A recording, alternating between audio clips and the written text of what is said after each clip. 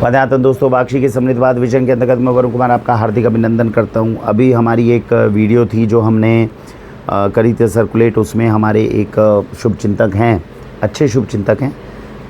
मैं उनका नाम नहीं जानता, उनका परिचय नहीं जानता, लेकिन कई बार वो कमेंट करते हैं तो मुझे पता है।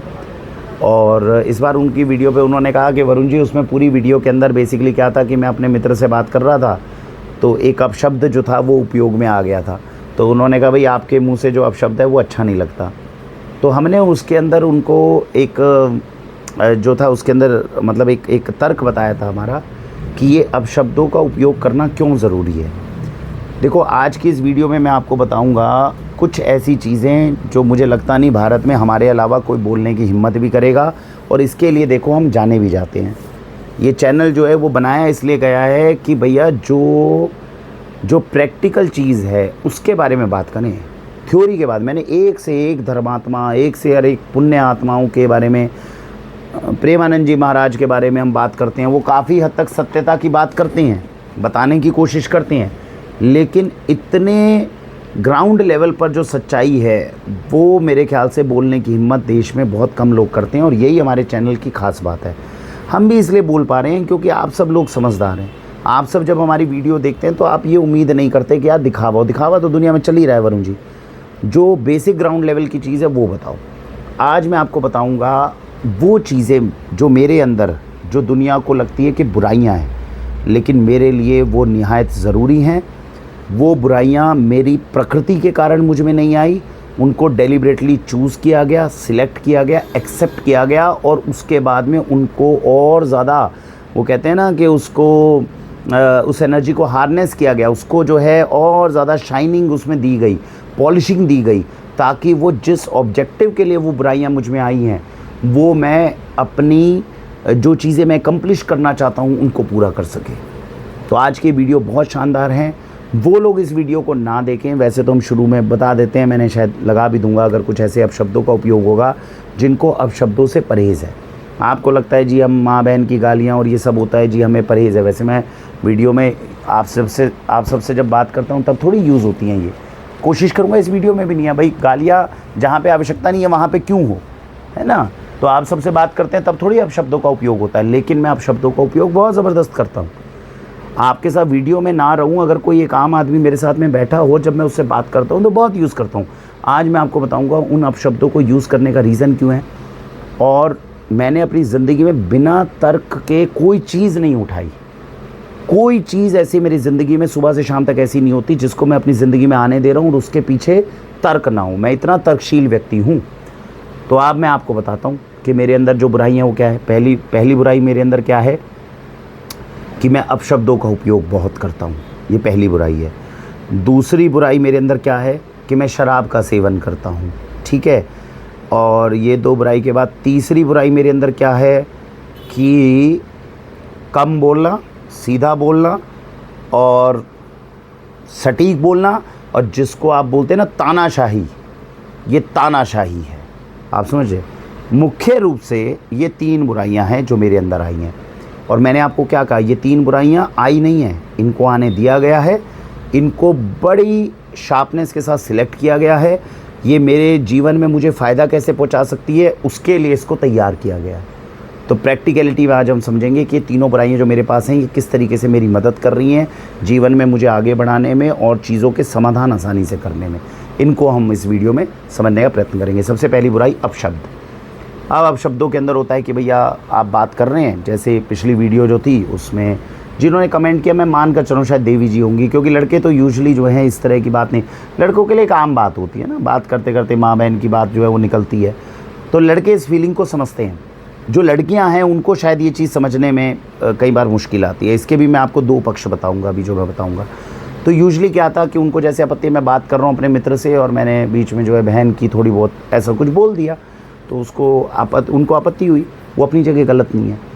मैं इस चैनल के माध्यम से एक बात ये भी कहूँ, आप कमेंट के अंदर अगर मेरी आलोचना भी करते हो, है ना, इतनी जल्दी मैं आलोचना का बुरा नहीं मानता। वो इसलिए नहीं मानता क्योंकि एक व्यक्ति है जिसकी एक सोच है, एक विचार है। सनातन संस्कृति हमें सिखाती है कि मेरा आपसे अगर मतों के अंदर भेद होगा तब भी हम मनभेद नहीं उत्पन्न होने देंगे। भाई आपका विचार था, आपने साझा किया, मेरा विचार है, मैं साझा कर रहा हूँ। हमारी संस्कृति पूरी दुनिया में एक ही सनातन धर्म है जहाँ पर विचारों के मतभेद का भी सम्मान किया जाता है। और मैं हर बार क्या एग्जाम्पल देता हूँ, 6 दर्शन है दुनिया में। दर्शन, फिलॉसफी से ज़्यादा गहराई में सोचने वाली कोई चीज़ नहीं है। उन 6 दर्शनों के अंदर 5 दर्शन देख लो भाई। आपके चारवाक हो गए, आपके न्याय वैशेषिका है ना, उसके साथ में आपका उत्तर मीमांसा है ना, और इसकी पूर्व मीमांसा है ना, उसके बाद में योग है ना, पतंजलि योग, ये सब जो थे। तो ये सब क्या है, अलग अलग तरह के दर्शन हैं। अब इन तरह के जो दर्शन हैं, उन दर्शनों के अंदर चारवाक जो थे उन्होंने, बाकी 5 दर्शन ये मानते हैं कि ईश्वर का अस्तित्व है, ईश्वर है, वो कैसे है उसको वो जानने की कोशिश कर रहे हैं। चारवाक कह रहे ईश्वर नहीं है, केवल ये जो धरती पे आप आए हो वो भोग करो और अपना जाओ, बस यही चीज़ है। जबकि चारवाक का दर्शन सबसे ज़्यादा कमज़ोर है। बाकी 5 चाहें तो उस दर्शन को 1 मिनट में खंडित कर सकते हैं, क्योंकि चारवाक से जब प्रश्न पूछे जाएंगे चारवाक उसका जवाब नहीं दे पाएंगे, सबसे कमज़ोर दर्शन है। फिर भी उसको 6 दर्शनों में स्थान दिया गया। वो इसलिए दिया गया कि कमज़ोर सही, लेकिन दर्शन तो दर्शन है, आपका विचार है। हो सकता है 1% जो आप कह रहे हो वो सही हो सकता है इसके अंदर और ज़्यादा सोचें तो कोई और चांस निकल जाए। हम इसका सम्मान करते हैं, हम इससे एग्री नहीं करते, लेकिन हम इसकी रिस्पेक्ट करते हैं। ये सनातन संस्कृति है, जहाँ विचारों को इतना ज़्यादा ब्रॉड माइंड रखकर दूसरे व्यक्ति के विचारों का सम्मान किया जाता था। तभी तो इतने गहरे गहरे शास्त्रार्थ हमारे देश में हो जाते थे। तो आज मैं आपको उस वीडियो के अंदर वो चीज़ बताऊंगा जो बाकी चैनल से या तो बोलने की हिम्मत नहीं करते, समझ नहीं पाते, और तर्कशील के अंदर इतने तर्कशील होकर चीज़ों का चुनाव नहीं करते। तो अब शब्दों का उपयोग होता है। अब नॉर्मल एक भाषा के अंदर माँ बहन की गालियाँ जो है हम देते हैं, और मैं बहुत देता हूँ। अब मैं बहुत देता हूँ तो वो क्यों देता हूँ, अब आप समझिए इसके पीछे तर्क क्या है। मैं जब 12th तक था, तब तक 11-12 तक मैंने कभी गालियाँ, क्योंकि संस्कार नहीं थे बचपन में, तो हमारे पिताजी देते थे, माताजी हमेशा उच्च संस्कार रखती थी, तो हमने कभी सीखी भी नहीं, हम कभी बोलते भी नहीं थे। बचपन में साला, कुत्ता, ऐसे ऐसे शब्द बोलते थे। उस समय का एनवायरनमेंट भी नहीं था, 90s के लड़के थोड़ी थे। आजकल तो छोटे छोटे बच्चे बहुत बड़ी बड़ी गालियाँ दे देते हैं, उस टाइम पे हम नहीं देते थे। तो ये सब कुछ था। तो लेकिन समय के साथ में जो सबसे पहला मेरा इनकाउंटर हुआ था, मतलब क्यों ये गालियाँ जो थी वो सीखने के लिए हम मजबूर हुए, और क्यों उसके बाद हमें लगा कि ये आपका एक शस्त्र की तरह से उपयोग कर सकते हैं। तो सबसे पहले आप ये समझिएगा, मैंने आपको क्या बोला उस कमेंट में कि मैं अपने बच्चों को गालियाँ देनी सिखाऊंगा, और ज़बरदस्त सिखाऊंगा। कब सिखाऊंगा? मैं अपने बच्चों को गालियाँ देना तब सिखाऊंगा जब उनकी बुद्धि इतनी परिपक्व है, जब वो सही और गलत के बीच में चुनाव करना सीख जाएंगे, धर्म और अधर्म के बीच में चुनाव करना सीख जाएंगे। अब ये कौन सी एक स्टेज होती है उसको समझिए। अभी जो मेरे बच्चे हैं, जैसे 4 साल का और 1.5 साल का, इन बच्चों में अभी संस्कार भरे जा रहे हैं। इन बच्चों की बुद्धि परिपक्व नहीं है। आप इन बच्चों को बोल दो कि बेटा ये चीज़ अच्छी है, ये करनी चाहिए, वो मान लेंगे अच्छी है। आप बोलोगे बेटा ये चीज़ गंदी है, वो मान लेंगे कि गंदी है। अभी तो क्या है, वो मिट्टी के जो है ना, जिस तरह भी आप मिट्टी को ढालोगे वैसा हो जाता है। एक स्टेज आती है, और मोस्ट प्रोबेबली मेरे बच्चों में स्टेज, जैसा मैं मैक्सिमम वीडियोस में बोलता हूँ, 7 या 8 साल के अंदर आएगी। अब 7 और 8 साल के जब बच्चे हो जाएंगे ना, तब आप उनको बोलोगे बेटा ये चीज़ गलत है, तो आपसे पूछेंगे ये चीज़ गलत क्यों है। इससे पहले आपने जब बताई थी तो नहीं बताई थी। मेरी बच्ची अभी 4 साल की भी नहीं हुई, तो जब मैं उसे बोलता हूँ तो वो आपस क्वेश्चनिंग करती है, पापा ऐसा क्यों है, आपने कल तो वो चीज़ बताई थी, कल तो आपने। अब वो सोचना शुरू कर रही है, और ये जो चीज़ है ये खतरनाक हो जाती है 3-4 साल के बाद।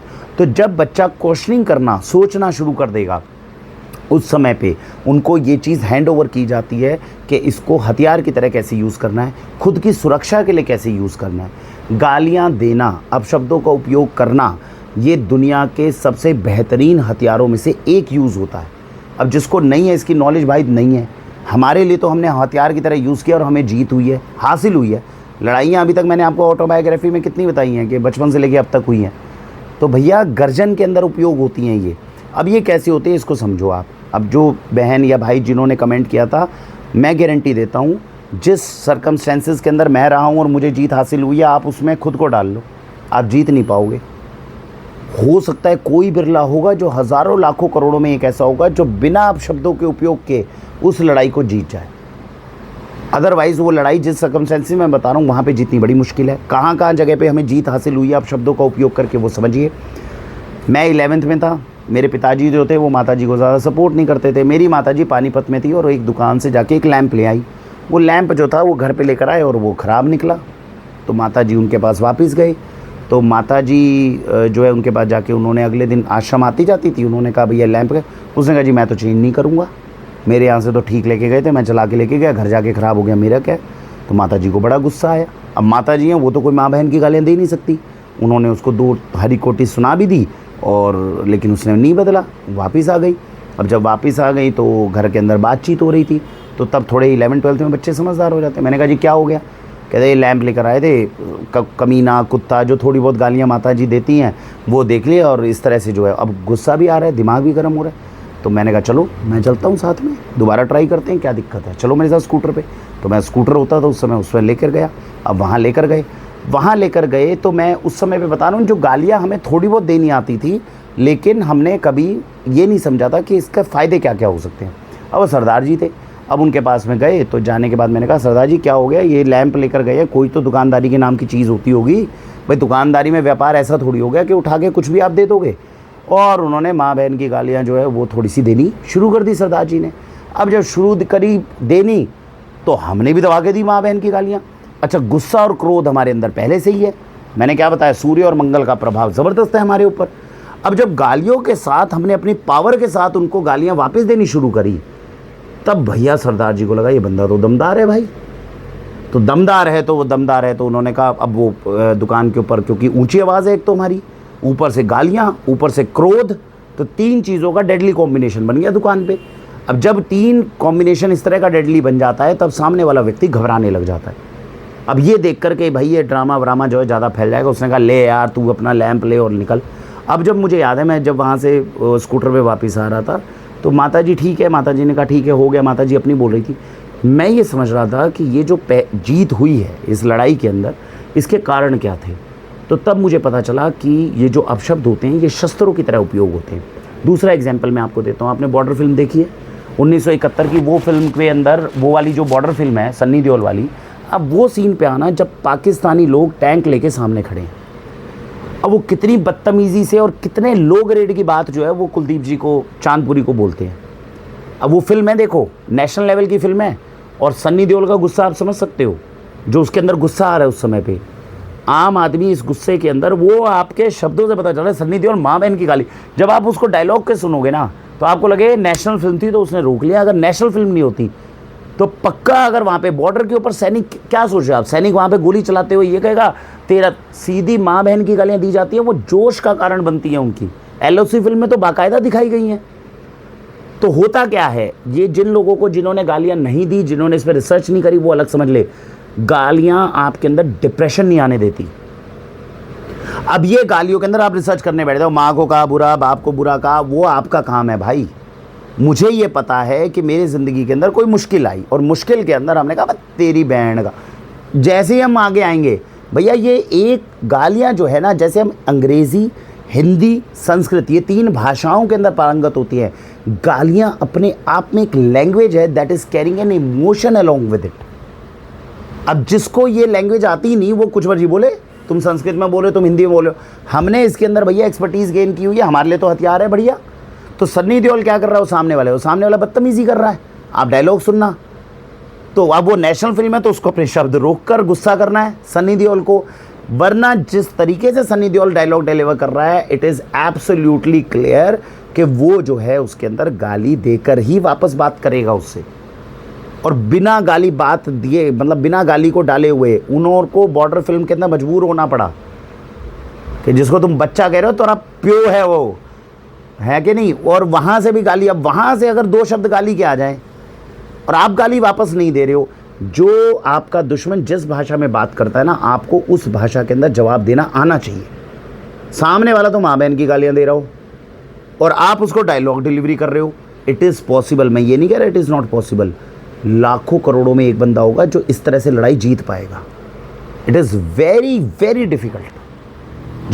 जिन्होंने हमें कमेंट किया, अगर वो एक पुरुष हैं तो मेरे सामने आ जाए, मैं गालियां दे के बात करूंगा, या तो वो घबरा जाएंगे, नहीं तो बिना गालियां दे के वो मेरे को ओवर पावर करके दिखा दें। एब्सोल्युटली, क्योंकि बंदा घबरा जाता है। ये एक लैंग्वेज जो होती है ना, ये एक लैंग्वेज है जो सड़क की भाषा है। आपको क्या लगता है दिल्ली वाले निकलते हैं गाड़ी से और गरजते हैं, ये जब सड़क का थोड़ा बहुत एक्सीडेंट हो जाता है, क्यों? वो हावी, पीछे कुछ ना हुआ एक अलग बात है, वो हावी क्यों दिखते हैं? वो इस वजह से दिखते हैं। दूसरी पावर ये शस्त्र की तरह उपयोग होती है और ये अपने आप में एक बहुत बड़ा शस्त्र है जो आपके अंदर कॉन्फिडेंस लेकर आता है, दूसरे बंदे को नीचे लेके आता है। और ये गालियाँ हर सभ्यता में उपयोग होती है। अंग्रेज़ी वाले हैं वो हर बात पे यूँ क्यों बोलते हैं फक फक फक फक, क्यों बोलते हैं मदर फक्कर भाई तेरे को क्या मिल जाएगा ये बोल के? क्यों ये सभ्यताओं के अंदर ये गालियाँ छोड़ी गई हैं? ये इसके ऊपर मैं बाद में आऊँगा कि ये तर्क के अंदर वो जो उनका तर्क था कि माँ बहन की गालियाँ क्यों बनी, बाप भाई की क्यों नहीं बनी, वो भी हम तर्क के ऊपर हम समझेंगे, राइट। लेकिन अभी के लिए मैं बता रहा हूँ कि ये अपने आप में साइंस कितनी बड़ी है। तो पहली बात क्या है, ये आपको किसी भी युद्ध के अंदर आपके हथियार की तरह यूज़ करने में मदद करते हैं। तीसरी इंपॉर्टेंट बात समझो, लड़ाई के अंदर आप भी सभ्य हो, मैं भी सभ्य हूँ, हम दोनों के बीच में लड़ाई हो रही है। तो अगर लड़ाई हो रही है तो हम आपस में बिना गाली के भी बात कर सकते हैं, कोई दिक्कत नहीं है। आप अपने घर में काम करा रहे हो और काम करा रहे हो तो एक मिस्त्री आया हुआ है, कोई लेबर आई हुई है, आप उसको आराम से, उसने काम करके कुछ ख़राब कर दिया। दो तरीके हैं टोकने के, अरे भाई साहब ये क्या कर दिया यार, ये गलत कर दिया यार। अब समझो अगर तो व्यक्ति सामने वाला समझदार है, जिम्मेदार है, तो आप उसको कैसे टोकोगे? यार भाई साहब क्या कर रहे हो यार, इसको ठीक से कर लो। 100 में से एक व्यक्ति है जो समझदार है, जो इतना बढ़िया है जिससे आप कहोगे भाई साहब करके और वो बात मान लेगा। जो भाषा हमें आती है तभी तो हम आपसे वार्तालाप कर पा रहे हैं, हमें इतनी सुंदर भाषा भी आती है और सारी वीडियोस में हम बोलते हैं। 100 में से एक है और बाकी जो 99 वो क्या है? वो ढीठ है, वो ढीठ है। आप बोलोगे भाई साहब ये थोड़ा देख के कर लो, वो फिर दोबारा वही बदतमीज़ी करेगा। तो आप पहली बार बोलोगे भाई साहब ज़रा देख के कर लो यार, क्या कर रहे हो? और दूसरी बार जब बोलोगे तो बहन की, माँ की दे के गाली, 2 गाली दे के करो। अब वो डर गया, अब हिल के दिखा दे। और मैं बता रहा हूँ जिनको गालियों की भाषा आती है उनको कोई शब्द और नहीं जोड़ने। गालियों की भाषा की सबसे खूबसूरत बात यह है, एक लाइन पकड़ो जिसमें 5 गालियाँ डालियो। जैसे मैं एग्जांपल देता हूँ, वो बंदा पेंट कर रहा था, माँ की, बहन की, जो भी गाली दी, समझ नहीं आ रही क्या तुझे? अब इस पूरे सेंटेंस में क्या है? वो तो माँ की बहन की थी ना, इसकी भी 5-5 6-6 तरह की गालियाँ हैं। बहन की 6 गालियाँ हैं, माँ की हैं। तो अभी तो वीडियो में मैं बोल नहीं रहा, खामखा में सुनने में अच्छा नहीं लगेगा आपके, तो उम्मीद कर रहे हो सभ्य है ना। तो माँ की 6 गालियाँ और बहन की, मैं तो एक्सपर्ट हूँ। मुझे आप लगातार बोल दो कि भैया गुस्से के अंदर बंदे को सामने को कर दे, तो मैं लगातार आपको 6 सेंटेंस ऐसे बोलूँगा जिसमें एक्चुअल जो वर्ड होगा, जैसे समझ नहीं आ रही क्या तुझे, तो समझ नहीं आ रही तुझे, ये 4-5 शब्द ही रहेंगे, बाकी सारी गालियों की लाइन रहेगी। और जितनी गालियाँ ऐड करूँगा उसके अंदर, वो इतनी इंटेंसिटी से साथ में पावरफुल तरीके से न्यूक्लियर बॉम्ब गिरेगा, बंदे के पैर कांप जाएंगे उसके। तो भाई जब मुझे ये गालियाँ देना, मेरे ज़िंदगी के अंदर आधे से ज़्यादा लड़ाइयों की, क्योंकि सारी लड़ाइयों में हाथों से लड़ाई नहीं लड़ी जाती, सबसे पहले गर्जन से लड़ाई लड़ी जाती है। ये मैं आपको लड़ाई जीतने का भी तरीका बता रहा हूँ, बात समझ रहे हैं। एक तो शारीरिक बल, ये आपको लड़ाई जीतने में मदद करेगा। दूसरा आपका गर्जन, कठोर आवाज़, ऊंची आवाज़, दमदार आवाज़, ये कितने तरीके से आपने करी, सामने वाला हिल गया, आधी लड़ाई जीत गए आप। और फिर तीसरा आता है आपका दमदार हाथ, पुरुष तत्व की पहचान, मार दिया तो बंदा उठे ना, इसकी प्रैक्टिस करना। तो हम तो 3-4 की सारी चीज़ों की प्रैक्टिस करके रखते हैं। फिर पीछे आज के ज़माने में क्या है? ज्ञान। दूसरा सोशलाइजेशन, कितने लोगों तक पहुँच है, आपकी पावर कितनी है, ये सारी चीज़ें आपको, अगर आप कल को किसी भी युद्ध में, किसी भी मैदान में उतर रहे हो, सब पावर्स की ज़रूरत पड़ेगी। और इन सब का डिपेंडिंग अपॉन आप किसके खिलाफ लड़ रहे हो, इन सब चीज़ों की ज़रूरत पड़ेगी। इसीलिए बच्चों को ये शस्त्र सिखाने बहुत ज़रूरी है। अगर आप ये शस्त्र नहीं सिखाओगे तो जब लड़ाई होगी, तो लड़ाई होने के बाद आपको उसका फ़ैसला या तो मारपीट से करना पड़ेगा या कोर्ट कचहरी में करना पड़ेगा।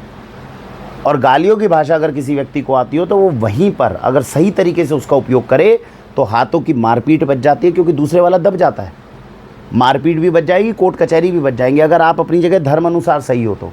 अब धर्म अनुसार सही नहीं हो तो फिर तो कुछ भी मर्जी कर ले।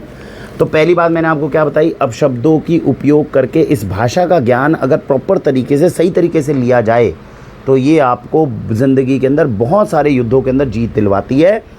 आपको किसी भी लड़ाई के अंदर आपको डिप्रेशन होने से बचाती है। आप समझ रहे हैं? तो ये लड़ाई, ये गालियों की जो है, ये प्रैक्टिकलिटी जो रिजल्ट्स हैं वो मैंने आपको बताए हैं। आपके आसपास कोई ऐसा व्यक्ति हो जो युद्ध भी लगातार जीत रहा हो और ढंग का पुरुष होगा, आप उससे इस बारे में बातचीत कर सकते हो, वो इस बात से सहमत हो जाएगा। महिलाओं का या जो व्यक्ति ऊपरी आडंबर कर रहा हो उसकी हम बात नहीं मानते हैं ना, वो चीज़ ये समझ आएगी। तो ये हो गई हमारी बात कि प्यार। अब ये हो गई लड़ाई में। लड़ाई के अलावा गाली और किस चीज़ में मदद करती है? गाली दो पुरुषों के बीच में कम्युनिकेशन बनाने में मदद करती है। अब इस कॉन्सेप्ट को समझिए क्या होता है। मैं भी बैठा हूँ, मेरा दोस्त भी बैठा है, तो लड़कियों में क्या होता है, जब दो लड़कियाँ पुरानी दोस्त आपस में मिलती हैं, हाँ बहन कैसे कैसे, वो 3 घंटे तक 50 बातें कर लेती हैं। बात समझ गए? हम जो लड़के होते हैं ना, हमारे पास बात करने के लिए टॉपिक नहीं होता। अभी मेरा दोस्त, अभी 2 घंटे पहले अभी मेरा एक दोस्त आया, आज वो डॉक्टर प्रोफेसर है बेचारा एक यूनिवर्सिटी में, तो एक रेप्यूटेड पोजीशन पे है ना। मैं एक जगह पे बैठा हूँ, बढ़िया जगह पे बैठा हूँ। तो अब क्या हुआ, वो कॉलेज टाइम पे मेरा दोस्त था। कॉलेज टाइम पे जब मेरा दोस्त है, बहुत अच्छा व्यक्ति है वो, मैं भी बहुत अच्छा व्यक्ति हूँ, लेकिन आज क्या हो गया, आज उसके भी बाल थोड़े सफ़ेद होने लग गए, चश्मा लगा के चलता है। मैं भी एक अच्छी जगह पे बैठा हूँ, अपने संस्थान में कार्यस्थली पे बैठा हूँ, तो हम दोनों एक दूसरे के पद की गरिमा रख रहे हैं, राइट। दूसरी बात, उसने जब मुझे यूनिवर्सिटी में इनवाइट किया, हो जाता है ना, बहुत समय हो जाता है आपस में बात करने में, तो और भाई क्या हाल चाल है आपके, तो ये बात मैं इसी तरीके से शुरू करी मैंने, है ना। अब कोई इतनी बड़ी यूनिवर्सिटी में डॉक्टर प्रोफेसर हो और मैं उसको फ़ोन करूँ, अबे साले मंगले, ये तो बात अच्छा ही लगता ना। एक औहदा आ गया अब हमारा अब उनका, तो वो बात तो हो नहीं सकती। जैसा हमने कॉलेज के टाइम पे एक दूसरे से बात करते थे, वो क्या, अबे सिंगले तेरी, अबे मंगले तेरी माँ, ये बात तो होगी नहीं अब भाषा में। अब दोनों बैठते हैं, वो यूनिवर्सिटी में अच्छी जगह बैठता है, मैं अच्छी जगह बैठता हूँ। तो अभी वो भाई मेरे पास में अब आए शाम को, मैंने बड़ी रिस्पेक्टफुली उनको शरबत पिलाया, प्यार से बात करी, उन्हें भी खुशी है, वो भी मेरा सम्मान करते हैं, मैं भी उनका सम्मान करता हूँ। सोचने की बात ये है, हम दोनों ने एक दूसरे के परिवार का हाल चाल पूछा, सब पूछा। आप जानते हो, हमने सारा कुछ खंगाल लिया। वो भी बेचारा मुझसे बात करना चाह रहा है, मैं भी उससे बात करना चाह रहा हूँ। मेरा भी मन कर रहा है कि भाई 1 घंटा बैठे, इतने समय के बाद मिले हैं, मैं उससे पूछ रहा हूँ भाई भोजन हमारे साथ करके जाओ, वो भी हमारे साथ, अच्छी बात है, अंदर फीलिंग्स बहुत अच्छी है। लेकिन हमें महसूस हुआ 5, 7, 6 मिनट के बाद अब क्या बात करें। तो हम लड़कों के पास बात नहीं होती, बात समझ रहे, लड़कों के पास बातें ही नहीं होती करने की। एक लड़का दूसरे लड़के के साथ में 10 घंटे बिता सकता है अगर उसकी टोन क्या है, अबे तेरी बहन का, तेरी माँ का, और साथ में मंगला, समझ नहीं गए, अबे मंगले यार पागल हो गया यार, अबे तेरी। अगर तो आपका मूड है ये, तो आप सामने उसके कोई बंदा बिठा लो, इसके साथ में वो 10 घंटे भी बिताएगा। और अगर वो टोन है ये, और बताओ भाई सब कुशल मंगल, परिवार में सब अच्छा चल रहा है, बच्चे बाल बच्चे सही, बच्चे क्या कर रहे हैं भाई आज सब, ये कोई भी मर्द 5-10 मिनट से ऊपर इस चीज़ को कैरी नहीं कर सकता। हमें बोरियत होने लग जाती है, हमें लगता है भाई अब क्या हो तो गया भाई, जान तो लिया, अब और क्या करें। जबकि दूसरे वाली चीज़ के अंदर इमोशन अलग चल रहे हैं। कॉलेज के जितने भी दोस्त होते हैं, वो एक दूसरे के साथ में इतनी बढ़िया यारी होती है कि लड़के भी एक बार पीछे कर दो, गर्लफ्रेंड भी पीछे कर दो, भाई दोस्त के साथ रहना है। हमने वो देखी है कॉलेज के दौरान दोस्ती यारी। अभी भी मेरे कुछ दोस्त जो हैं, जो मेरे बिल्कुल जिगरी यार थे कॉलेज के टाइम पे, वो अभी आ जाएं। आप कह रहे हो सामने बैठना, हम फ़ोन के ऊपर लग जाएं तो हम 1 घंटा पार कर देंगे। शर्त ये है कि वो उस 1 घंटे की फ़ोन की कन्वर्सेशन जो होती है उसमें कुछ भी नहीं है, सब बकवास भरी पड़ी है, उसमें बकवास भरी है। 1 घंटे के अंदर हम 45 मिनट तक केवल माँ बहन की गालियाँ ही दे रहे हैं दोनों, क्योंकि सारे चुटकुले उसी में से बनने हैं। अभी तो आपको बताऊँगा गालियों की महिमा क्या है, और आपको नहीं प्रूव होता, मैं अपने मित्र को बुलाता हूँ या आप मुझे फ़ोन कर दो, कह दे वरुण जी मैं आपका मित्र हूँ, अब मेरे साथ गप्पे मारो। आप फ़ोन काट के दिखा दो, 45 मिनट तक आपसे बात चलेगी कम से कम। आप मुझे मेरे लेवल पे अगर बात करने दो तो, और आप हंस हंस के पागल हो जाओगे। लेकिन उसमें शर्त ये है कि उन 45 मिनट के अंदर कम से कम 40 मिनट तक गालियाँ ही गालियाँ चलेंगी। बुरा नहीं मानना उसका, ये भाषा है। मैंने क्या बोला, गाली जैसे हिंदी, अंग्रेज़ी, संस्कृत है, वैसे एक अपने आप में भाषा है। It is carrying an emotion along with, carrying an emotion along with. तो दो मर्द जब आपस में बात करते हैं, या तो उनकी बात 5-10 मिनट में ख़त्म हो जाएगी, और अगर लंबी चल रही है इट इज़ ऑलमोस्ट इम्पॉसिबल कि वो आपस में एक दूसरे से माँ बहन की गाली दे के बात ना कर रहे हो, क्योंकि वही हमें आत्मीयता लेकर आती है। आत्मीयता लाने का इसके अलावा कोई रीज़न नहीं है। अगर हम किसी से गाली दे के बात नहीं कर रहे, इसलिए आप देख रहे हो वो दोनों बैठे हुए थे, तब बहन की गाली क्यों निकली, क्योंकि वो मेरे अपने हैं, और जो मेरे अपने नहीं है उनको गाली थोड़ी देंगे। आप सबके साथ बात करके थोड़ी वो गालियाँ दे रहे हो, अरे यार सभ्य समाज में बैठे हो तुम गालियाँ दे रहे हो, तो ऐसा थोड़ी है मजबूरी है हमारी गाली देनी, नहीं होती बात। जो अपने होते हो गाली निकलती है, और हर जगह निकलती है, कोई दिक्कत नहीं, ऑटोमेटिक है, क्योंकि भाव चेंज हो गया ना। भाव चेंज हो गया। अभी मैं कोशिश भी करूं तो आपके सामने गाली नहीं बोल सकता, पैटर्न अलग है।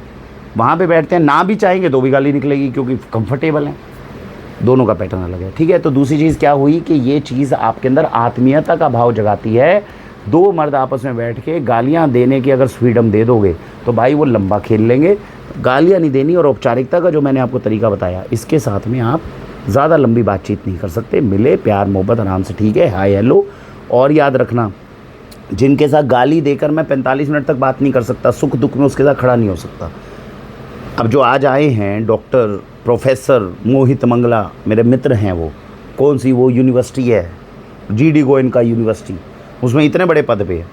अब इतने बड़े पद पे व्यक्ति है, उसको भाई बचपन में कितना भी यार रहा हो, आज इतने बड़े पद में एजुकेशनल क्वालिफिकेशन पूरी रख के बंदा बैठा है। मैं मंगले मंगले करके तो बात करूँगा नहीं, तो वहाँ पे तो हमें गरिमा रख के ही बात करनी पड़ रही थी उनसे। तो कितना भी मैं कर लूँ, लेकिन कल को जब सुख दुख में हमें एक दूसरे की मदद करनी होगी ना, तो हम कहाँ से सोचेंगे, यहाँ से। और जबकि ये दो बंदे जो बैठे हुए थे, अगर इनकी मदद करनी होगी, क्योंकि आत्मीयता बहुत ज़्यादा है ना, तो व्यक्ति थोड़ा यहाँ से भी सोचता है। ये अंतर है, ये आपको बताता है कि आपकी आत्मीयता किसी से कितनी है। तो ये दूसरा इसका बेनिफिट हो गया गालियाँ देने का, ठीक है। इसके अलावा हो सकती है चीज़ें जो आप कह रही हो कि भी बिना गालियों के पॉसिबल है, मैं कह रहा हूँ, बट वो आसान नहीं है। अभी तो हमें हिंदी और अंग्रेज़ी, मैं जिस तरीके से आपसे बात करता हूँ, बहुत लोग कहते हैं यार ये हिंदी के ये शब्द ही नहीं है हमारे शब्दकोश में, इंग्लिश में वोकैबुलरी नहीं है। तो ये तीसरा बेनिफिट है गालियों का। गालियाँ आपके शब्दकोश में जो कमी है उनको पूरा कर देती है।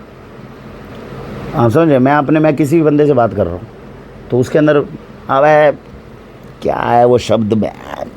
अब बैन क्यों आ रहा है इसके अंदर, अब तुम्हारी माँ का यार, अब क्या है, कुछ है ही नहीं, शब्द ही नहीं याद आ रहा, तो क्या करूँगा, फिर माँ बहन की गाली निकलती है। तो वो शब्दकोश में जो कमी होती है वो पूरे करती है। हमारे इमोशन को सामने जो है वो सामने उसको वो कर देगी, डिलीवर कर देगी। वो सामने वाला समझ जाएगा यार, अच्छा ये समझ गया, समझ। अबे वो क्या होता है, अबे वो तेरी भूल गए यार बहन, ये क्या हो रहा है। वो दूसरा लगा था, अच्छा अंडे की बात कर रहा है, अच्छा उसकी बात कर रहा हूँ। अब इसके बिना लाइन नहीं पूरी होती भाई। तो शब्दकोश की कमी गाली पूरी कर देती है। गालियों की जो भाषा है वो हिंदी, अंग्रेजी, संस्कृत तीनों के शब्दकोश के अंदर कमी को पूरी कर सकती है, प्रोवाइडेड के फ्रीडम हो बोलने की। तो ये भी एक अच्छा बेनिफिट है। चौथा बेनिफिट बहुत इंपॉर्टेंट है, बहुत कम लोग हैं जिन्होंने इसके ऊपर कभी बात करी और समझना इसको बड़ी गहराई से। 21 गर्लफ्रेंड्स रही है हमारी, मेरी पत्नी से जो विवाह हुआ है ये 22वीं थी। 21 ऐसी जिसको या तो मेरे को उनके पे क्रश था या उनको मुझ पे क्रश था, और मतलब इस तरह से बात हो गई है ना। और एक्चुअल मानो तो 10-11 तो बड़ी ढंग की सीरियस रिलेशनशिप्स रही, राइट। इन 10-11 रिलेशनशिप्स में अपने जवानी के टाइम से अब तक, जब तक इनसे विवाह नहीं हुआ था, विवाह के बाद तो अब इधर उधर होता नहीं है, तो हमने कुछ बैरियर्स बना रखे हैं। इस पर भी मैं आपको एक इम्पॉर्टेंट बात बताता हूँ। हमारी 21 गर्लफ्रेंड्स रही, तो क्या विवाह के बाद हमारी गर्लफ्रेंड्स नहीं हो सकती थी या अपॉर्चुनिटीज़ नहीं थी? नहीं। मैं जो मेरी पत्नी है, समझ रहे हैं, इनको मैंने ज़िंदगी में एक ही गिफ्ट दिया है अपनी तरफ से। मैंने बताया ना, आई एम अ पर्सन, मेरे अंदर तीनों बुराइयाँ हैं। क्या बुराई है? गालियाँ बहुत देता हूँ, दूसरी बात शराब भी पी लेता हूँ, और तीसरी बात मैंने क्या बताई आपको अभी कि कमी एरोगेंट बहुत हूँ। तो जो एरोगेंट व्यक्ति होते हैं ना, और जो घर में आए हैं और तानाशाह आए हैं, ऐसा ही होगा, कोई सुनवाई नहीं है। इनसे जो महिलाएं होती हैं वो ज़्यादा इम्प्रेस होती नहीं है। सुनिए, ये अलग तानाशाह आ रहा है, बात करनी नहीं है, क्योंकि महिलाओं को क्या चाहिए, एक व्यक्ति चाहिए जो उनके आराम से सुने, बात करे, सब कुछ समझे। उनको चाहिए कोई बात बूत गुलगुलू आराम से सुनने वाला, समझने वाला। और हमारा एटीट्यूड भी ऐसा नहीं है। दूसरी बात, मुझे तो घर को भी संभालना है, व्यापार को भी संभालना है, इधर माता पिता, उनके माता पिता, और ऊपर से समाज। तो मैं जो समाज के इतने काम कर पा रहा हूँ, उसके लिए सबसे बड़ा रीज़न क्या है, मैं कहीं पर भी बहस नहीं करता। तानाशाह होने की सबसे बड़ी बात यह है कि अगर आप समझदार हो और आप धर्म अनुसार अपना जीवन जी रहे हो, तो आपकी तानाशाही मैक्सिमम लोग एक्सेप्ट कर लेते हैं कि यार ठीक है, फैसला तो सही लेगा ना यार, कर रहे यार, ख़त्म, क्यों बात करनी है। और मैक्सिमम लोगों के साथ समस्या ये है कि वो आर्ग्यू करने के अंदर अपने दिन का बहुत समय जो है बिताते हैं। मैंने अच्छे समझदार लोगों को देखा है, सामने वाले को समझाने में लगे रहेंगे, सामने वाला कहेगा मैं नहीं मानता। तो इसीलिए हमने वो सिस्टम नहीं अपनाया हुआ। तो हम तो सीधा बोलते हैं भैया दो चीज़ होगी, या तो मैं तेरी मान लूँ या तू मेरी मान ले। और अगर घर के अंदर फैसले मैं ले रहा हूँ, मेरे 100 में से 99 फैसले सही हो रहे हैं, तो चुपचाप वो बात मेरी मानो, और इसके अंदर कोई किंतु परंतु नहीं, चुपचाप माननी ही पड़ेगी। अब आप चाहते हो नहीं माननी, उसके दो ही रास्ते हैं। या तो हमसे रिश्ता तोड़ दो, या फिर आप लीडर बन जाओ। मैं आपसे आर्ग्यू नहीं करूंगा, जो आपने कहा मैं उसको एक्सेप्ट कर लूंगा। भाई समझदारी इतनी होनी चाहिए ना, सामने वाले के सिस्टम को समझ लो। तुमसे फैसले लिए जाते हैं, तुम ले लो। अब वो उनमें से कोई फैसला ले नहीं पाता, क्योंकि उसमें समझदारी चाहिए, इतना धर्म का ज्ञान चाहिए, इतना घर में किसी को है नहीं। ना व्यापार में मेरे साथ जो लोग हैं उनके पास है, ना घर में है। तो सीधी सी बात है, चीज़ों को हम समझते हैं, 2 मिनट के अंदर फैसला लेते हैं, फैसला लेने के बाद इट्स एप्लीकेबल, डन, ऑर्डर ख़त्म। तो जल्दी फैसले हो रहे हैं तो ज़्यादा काम खींच पा रहे हो ना। और यही बात मैं परिवार वालों को समझाने में लग जाऊँ, जो मेरी पत्नी चाहती है, जो मेरी माताजी चाहती हैं, जो मेरे पिताजी चाहते हैं, हमें आराम से समझा कर जा। मेरा भाई चाहता है, भाई तू आराम से समझा दिया कर यार, तेरा फैसला तो बहुत अच्छा, तू समझाएगा तो समझे। भाई मेरा काम तुम्हें समझाने का नहीं है, क्योंकि जितने में मैं तुम्हारे काम निपटा रहा हूँ, इतने में 4 काम मैं समाज के करके आऊँगा। देश की सेवा करनी है, समाज की सेवा करनी है, मैं तुम्हारा काम थोड़ी है समझाने का। आपस में इतने समझदार हो, समझ लो कुछ। अपने अकल तो काम नहीं कर रही, अकल नहीं काम कर रही तो तुम्हें क्यों समझाऊंगा भाई। तानाशाही, ये तानाशाही पत्नियों को या लड़कियों को बिल्कुल पसंद नहीं आती।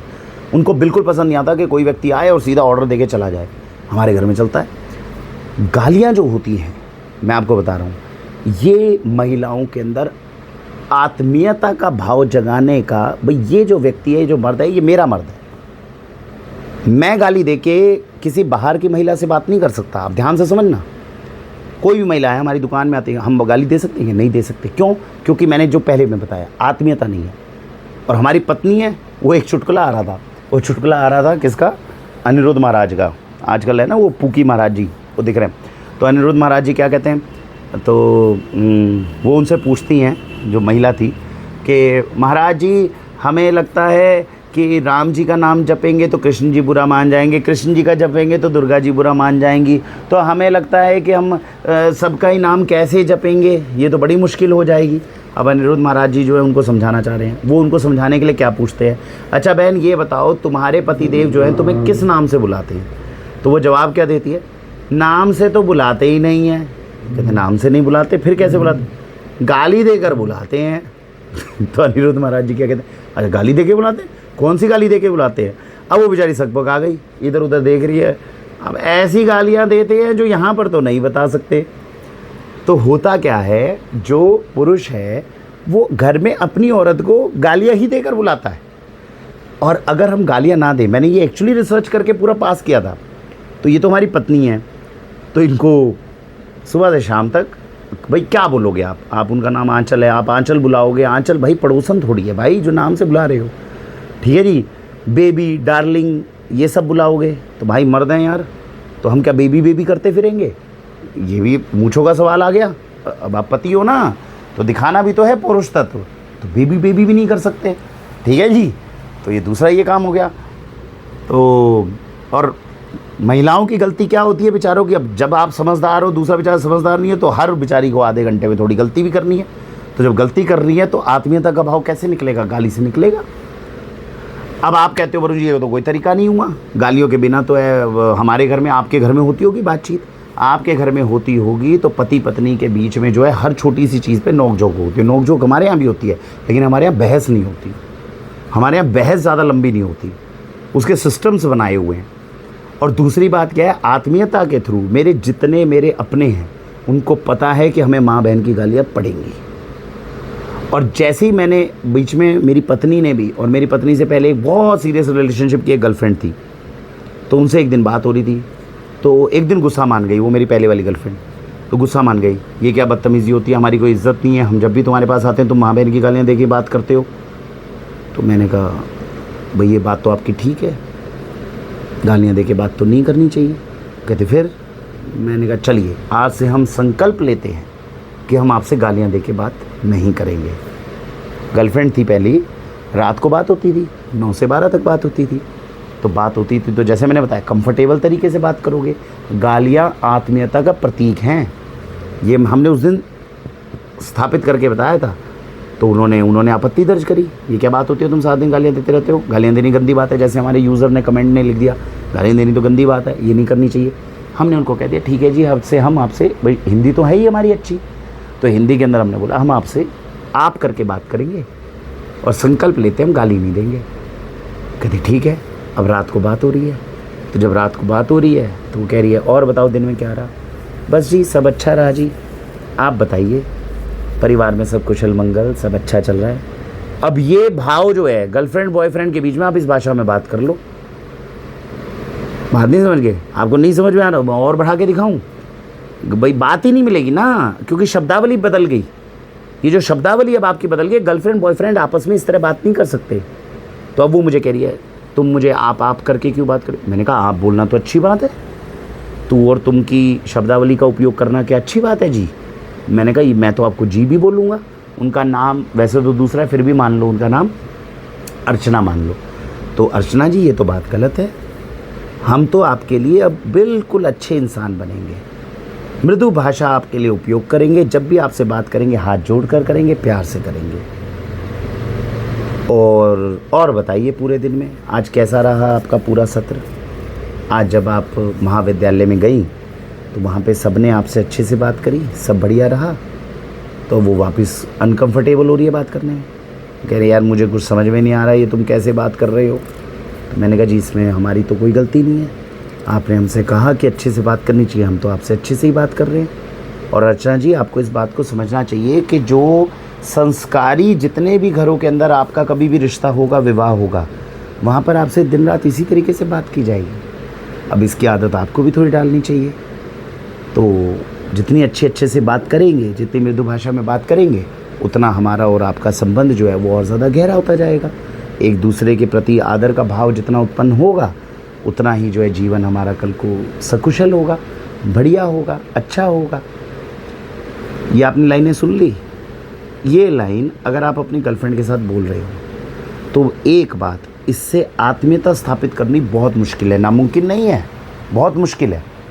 और दूसरी इंपॉर्टेंट चीज़ है, इसके बाद में आपको आज के ज़माने में, कलयुग के समय पे मैं बता रहा हूँ, फिज़िकल इंटीमेसी बनाने में बड़ी मुश्किल आएगी। ये इसके साथ में जुड़ा हुआ चौथा पार्ट है। तो पहली चीज़ को आप ध्यान से समझना। तो होता क्या है, अब वो बच्ची जिसको, मतलब वो लड़की जो अर्चना जिसका नाम बता रहा हूँ मैं, वो मैंने एक दिन तो उसने झेल लिया क्योंकि अब इज़्ज़त का सवाल था, अभी इसको टोका है गालियों के लिए। अगले दिन फिर बेचारी रात को कर रही है फ़ोन, अब बात करने को नहीं है और बड़ी अनकंफर्टेबल। अरे भाई तू मेरे हाथ जुड़वा ले यार, तू गालियाँ दे के बात कर ले। नहीं, अब हमारे नखरे चल रहे हैं।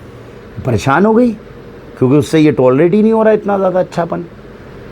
तो भैया जिन्होंने भी यूज़र ने वो कमेंट लिखे हैं, उनको अभी कोई व्यक्ति, अगर आप लेडी हैं और आपके पति सारा दिन बिना गाली दिए केवल आराम से आपसे बात करते रहेंगे, बाहर के व्यक्ति गाली देंगे आपको अच्छा नहीं लगेगा। कोई अपना बिना गाली दिए सारा दिन प्यार से बात करता रहेगा, बिलीव मी मैक्सिमम चांसेस हैं कि साथ छोड़ दे हम व्यक्ति उसका।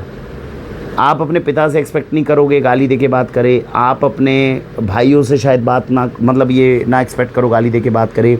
आपका जो हम सफ़र है, और अगर वो मर्द है, तो गालियाँ देने से जो आत्मीयता आती है, बिना गाली दिए से वो आत्मीयता नहीं आती। मुझे पता है मैं आज अपनी पत्नी से बिल्कुल ये गाली दे के बिना उसके बाद बात कर लूँ, ये हमारे लिए हथियार का काम करता है। हमारी पत्नी की हिम्मत नहीं बेचारी बोल दे कि तुम गाली, हमने उसने भी बीच में 1-2 बार ट्राई किया होगा, ठीक है जी हम आपसे कल से गाली दे के बात नहीं करेंगे। भैया आधे घंटे के अंदर वापस आ जाती है, अरे तुम यार बुरा मान गए यार, तुम ये कोई बात थोड़ी होती है, तो क्या करूँ गाली दे के बात करो, तुम कुछ भी करो। वो बोल तो सकती नहीं गाली दे के बात करो, अरे तुम कुछ भी करो यार, ये सब नौटंकी मत करो मेरे साथ। गालियाँ दी वो अगली कह रही है तो मैं क्या करूँ, हमने तो ऑप्शन दी थी, नहीं एक्सेप्ट कर पा रही। तो क्या है, प्यार के अंदर जो है, जो अपना है उसके साथ में आपकी भाषा अलग होती है। ये उसी तरीके से है जैसे एक छोटा बच्चा, अब आपको इस पर तर्क नहीं चलते, इसमें भाव चलते हैं, इमोशन। छोटा सा बच्चा होता है, वो छोटे से बच्चे से क्या बोलते हैं, गुल्लू गुल्लू गुल्लू गुल्लू, मेला बच्चा का कल्ला, ये कोई भाषा थोड़ी है। लेकिन इससे हम एक इमोशन है उस बच्चे तक दे रहे हैं, और वो बच्चा भी वापस इमोशन वैसे दे रहा है। बच्चा भी ऐसे नहीं बोलता जितने हम बोलते हैं तोतली भाषा में, वो इमोशन कैरी करता है अपने साथ। वो हमें ये बताता है तुम मेरा माल हो, तुम मेरी हो। और ये गालियाँ देने में, ये इमोशन कैरी करने में गालियाँ बहुत अच्छी मदद करती हैं। चौथी इंपॉर्टेंट चीज़, मुझे नहीं पता आप सबका क्या मामला है क्या नहीं है, हम तो इस चीज़ में शुरू से कैरी करने में बड़ा वो रखते थे। और हमारी पत्नी तो हमें चुना इसीलिए था, हमारी पत्नी चाहती थी, वो आज भी बताती है कि मैं उनसे पूछता हूँ कि भाई तुम, क्योंकि उन्होंने हमें प्रपोज़ किया था, ये उल्टी कहानी थी, तो वो बेचारी प्यार में पागल थी। तो मैंने उससे पूछा भाई तुमने ऐसी क्या खास देखी। उसने कहा यार मेरी ज़िंदगी में मुझे एक व्यक्ति, एक मर्द ऐसा चाहिए था जिसके साथ में मैं खड़ी हो जाऊं और वो ये कहे तू बैठ जा मैं संभाल लूँगा। और कह दे तेरे अंदर इतना पौरुष तत्व भरा हुआ था कि भैया, मैंने कहा भैया ये बंदा है, ये समझदार भी है, ताकतवर भी है, और इसमें है दमदार बंदा, ये बंदा मेरे जीवन में आ जाए, जीवन सुखी हो जाए। और उस बंदी ने लिटरली यही मांगा था और वही उसको मिला। और आज तक वो बंदी जो है, मेरी पत्नी जो है, वो इस बात की रिस्पेक्ट करती है। बात नहीं समझ गए। अब मैं आपको अपने 21 अफेयर्स की बात कर रहा हूँ और 8 से 10 जो मेरी सीरियस रिलेशनशिप्स रही उसका एग्जाम्पल देके आपको बता रहा हूँ। अनुभव है ना, जीवन में सीखा तब है। इन 8-10 रिलेशनशिप्स में 3 गर्लफ्रेंड्स तो ऐसी थी जिनका लॉन्ग टर्म रिलेशनशिप एक व्यक्ति के साथ चल रहा था। तो हम भी उस समय जवानी में घूमते थे। हमारा धर्म ये था, जो आई हैं वो अपनी खुशी से आई है तो कोई अधर्म नहीं है। ज़बरदस्ती हम किसी के साथ करते नहीं थे। तो धर्म का बड़ा आराम से ज्ञान था। तो अब अगली आई। अब सोचने की बात ये है, जब अगली लॉन्ग टर्म रिलेशनशिप में किसी दूसरे व्यक्ति के साथ में है तो वो हमारे साथ में इंटीमेट कैसे हो पा रही है। जो चीज़ उसे अट्रैक्ट करती थी, ये मैं सब लड़कों के लिए बता रहा हूँ जो यूज़र ने हमें कहा है कि गालियाँ ना दो, अगर हमारे बच्चे कल को साधु बन गए ना, और जी क्या हाल चाल है, सब बढ़िया सब बढ़िया, लड़कियाँ ऐसे लड़कों को कभी भी एक्सेप्ट नहीं करती।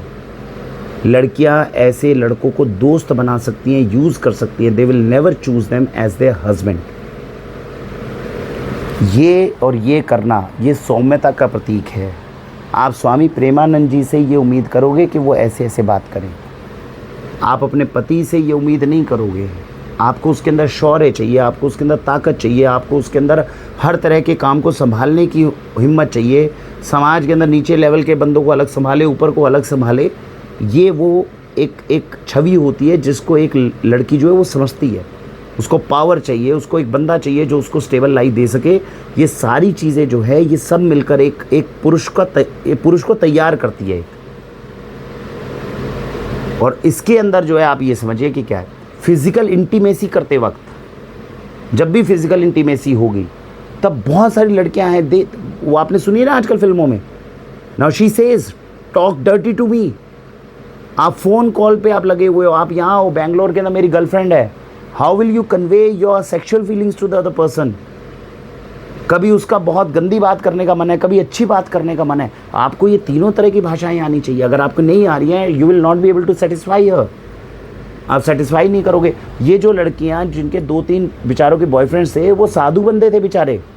They didn't know that particular language. तो अब इस लड़की के अंदर दिक्कत क्या है, ये वहाँ पे लॉन्ग टर्म रिलेशनशिप उनसे बात करती है, वहाँ पे उसको सेटिस्फेक्शन नहीं मिलती। यहाँ पर एक बंदा मिल रहा है दमदार, नौजवान, हट्टा कट्टा बढ़िया, उसके साथ दोस्त चल रहा है। लेकिन at the end of the day क्या होता है, अब वो आ रही है, भैया हमें तो आराम से घूमना है। हम उनको पहले क्लियर कर देते थे, भैया मैं शादी नहीं करूँगा, मैं पहले बता रहा हूँ, तुम देख लो, तुम्हें जितने टाइम घूमना है घूम लो। कल को ये मत सोचना कि भैया क्लियर नहीं करा। ना तो हमें तुम्हारा फ़ायदा उठाने की ज़रूरत है, ना कुछ करनी। तो मेरी क्रिस्टल क्लियर पॉलिसीज़ पहले से ही रहती थी, तो मैं इस तरीके से रहता था। तो फिर उनको क्या होता था, मतलब आप ये समझिए, the girls have gone to an extent जहाँ पे उन्होंने कहा था कि everything I will do for you. तुम बस एक बात की कमिटमेंट कर दो कि तुम हमसे शादी कर लोगे। और उस समय पे, क्योंकि उस समय पे रीज़न अलग था, मुझे अपना करियर कहीं और बनाना था, तो आई वॉज लाइक, मेरी ट्रांसपेरेंसी बड़ी सिंपल रहती है। मैं पहले से ही बताता हूँ भाई ये चीज़ कर पाऊँगा, ये नहीं कर पाऊँगा। जो मैंने कह दिया कर पाऊँगा उसको मैं होल हार्टेडली करता हूँ। जो मैं कहता हूँ नहीं कर, जो मेरी अभी पत्नी है, इनको भी मैंने बोल दिया था भैया मैं शादी नहीं करूँगा। And she was like so much dam, मतलब इतना प्यार में पागल थी। इसने कहा भैया मैं पूरी ज़िंदगी, उसको अपने ऊपर कॉन्फिडेंस था, कहते मैं तेरे साथ में बंध गई हूँ, मैं किसी और का एंटर नहीं करने दूँगी, समझ नहीं गए, तेरे को किसी और के पास जाने नहीं दूँगी। और इतना तू लॉयल है, ट्रांसपेरेंट है, साफ दिल का है, मुझे पता है धोखा तू दे नहीं सकता। तो अगली अपना गेम खेल रही है, मैं अपना गेम खेल रहा हूँ। मेरा गेम बड़ा सिंपल है। मैंने कह दिया भैया मैं तो शादी नहीं करूँगा, मैं तो प्यार में धोखा खाया हुआ बैठा हूँ, मैं नहीं करूँगा तेरे से शादी। वो भी मेरे से, जो इससे पहली बेचारी एक्स गर्लफ्रेंड है, उसने आज तक शादी नहीं करी हमारे प्यार में। हम भी सोचे बैठे थे कि भैया शादी नहीं करेंगे। और यहाँ पर क्या है, ये बीच में घुस गई। अब ये बीच में घुस गई तो हम अपनी टूर में चल रहे हैं, तो हमने कह दिया भैया हम तुमसे शादी नहीं करेंगे। तो इसको कॉन्फिडेंस कितना है कि जो उस बंदी के लिए पूरी ज़िंदगी शादी ना करने का संकल्प लेके बैठा है, वो मुझे धोखा कैसे देगा। इसने वो दिमाग लगाया और लगाने के बाद कहा ठीक है बेटा आराम से घूमता रहे, मुझे भी कोई दिक्कत नहीं, तुझे भी नहीं, ना तू शादी करना, मैं करूँगी ना वो करेगी, कोई प्रॉब्लम नहीं, आराम से बैठ जा। अल्टीमेटली सितारे ऐसे मिले कि हमें शादी करनी पड़ी, क्योंकि मुझे ये लग गया आप यार ये नहीं छूटने वाली। मैं जो टेरिबल काम कर सकता था धर्म के क्षेत्र में रहते हुए, धर्म तो करोगे नहीं ना, धोखा नहीं दे सकते हो आप, गलत काम नहीं कर सकते हो, ये तो आदत नहीं है। तो जो धर्म के गुस्सा करना, जायज़ गुस्सा करना, एरोगेंसी दिखाना, ये सब हमें बिगाड़ा गया है। हमें बिगाड़ा गया हमारी एक्स गर्लफ्रेंड के द्वारा। एक्स गर्लफ्रेंड तो वो तो संभालना बड़ा मुश्किल था, ये मेरी पत्नी जो है इसने तो लिटरली मुझे बिगाड़ा है, तब जाके जो है विवाह हुआ है। एनीवेज समझ गए। तो जो फिज़िकल इंटीमेसी होती है, अगर आप सेक्सुअल रिलेशनशिप्स को बहुत अच्छे तरीके से एंजॉय या एक्सप्लोर करना चाहते हो, गालियाँ उसका इंट्रिंसिक पार्ट हैं। अगर आपको ये भाषा नहीं आती है तो आप एक लेवल पे जाकर उससे ज़्यादा आप सेक्सुअल रिलेशनशिप्स को एक्सप्लोर नहीं कर पाओगे। तो ये इस चीज़ के अंदर बहुत मदद करती है, इंटीमेसी में, लव में। जो सामने आप 50 तरीके से सामने वाली लड़की को सेटिस्फाई कर सकते हो सिंपली थ्रू योर वर्ड्स। कुछ भी नहीं करना आपको, आप केवल फ़ोन पर बैठे हो और आप अगर बोलोगे ना तो लड़की सेटिस्फाई हो सकती है, ऑर्गेज़म दिला सकते हो आप। और उसके अंदर गालियाँ जो है वो बहुत इंपॉर्टेंट रोल प्ले करती हैं। ये भाषा है भाई, अब जिसको नहीं आती, हमें आती है, हमें खुश है, गर्व है इस पर, तो ये बढ़िया बात है।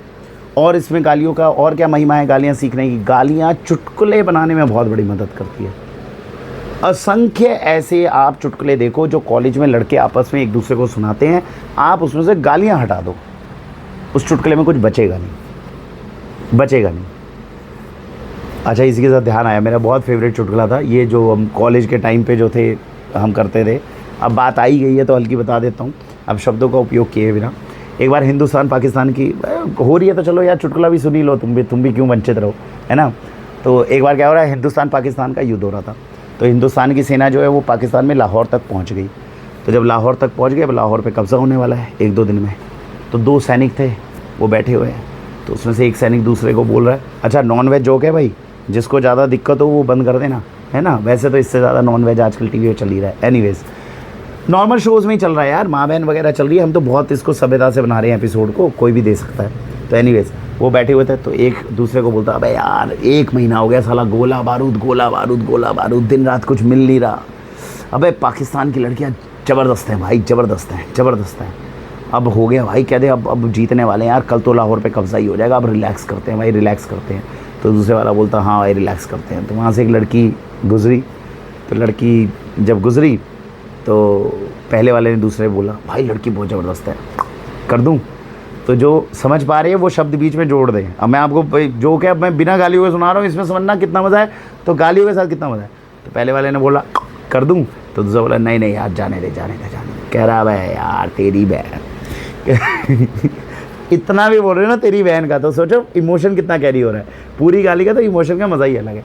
तो पहले बोला वह तेरी यार, फिर दूसरा उसके बाद में देखा 18 साल की पाकिस्तानी बिल्कुल कम सिन लड़की आगे से गुजर गई। वो कहता भाई बहुत बढ़िया माल है भाई, कर दूँ।